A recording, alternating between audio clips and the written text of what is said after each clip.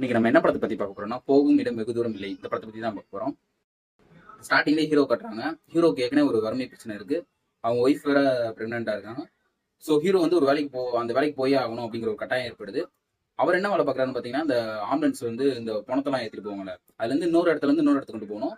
So அந்த பாடி வந்து ஏற்கனவே அதுல அந்த பாடியா இருக்கிற ஒருத்தர் வந்து அவருக்கு 2 ஒய்ஃப் இருக்காங்க. அதாவது மூத்த மூத்த குடும்பமும் இளைய குடும்பமும். இளைய குடும்பம் வந்து அந்த பாடி எடுத்துக்கணும் அப்படின்னு சொல்லி ஒரு ஒரு செட் ஆஃப் டீம் ஓடிட்டு இருக்கு. அதே மாதிரி மூத்த குடும்பம் அந்த பாடியை எப்படியாவது எடுத்துடணும் அப்படிங்கிற மாதிரி ஒரு செட் ஆஃப் பீப்புள் ஓடிட்டு இருக்காங்க. ஸோ இதுல இருந்து எப்படி அந்த பாடியை கொண்டு போய் சேர்த்தாருங்கிறதா அந்த படத்தோட கதையா இருக்கும். கிளைமேக்ஸ் வந்து நம்ம எதிர்பார்த்துருக்கவே மாட்டோம். அந்த மாதிரி ஒரு கிளைமேக்ஸ் வச்சு நொறுக்கி விட்டுருக்காரு. விமல் சாரோட நடிப்பா இருக்கட்டும், கருணாசனோட நடிப்பா இருக்கட்டும், படத்தை அடுத்தடுத்த லெவலுக்கு ரொம்ப இன்ட்ரெஸ்டா கொண்டு போயிட்டு இருக்கு. அடுத்து என்ன நடக்க போதோ அப்படிங்கிற ஒரு ஒரு ஒரு மாதிரி எக்ஸைட்மெண்ட் ஆகும். அந்த அளவுக்கு படம் விறுவிறுப்பா போயிட்டு இருக்கு. ஸோ நீங்க யாரும் படத்தை பார்க்கணும்னு ஆசைப்பட்டீங்கன்னா தியேட்டருக்கு போய் பாருங்க. இல்லைன்னா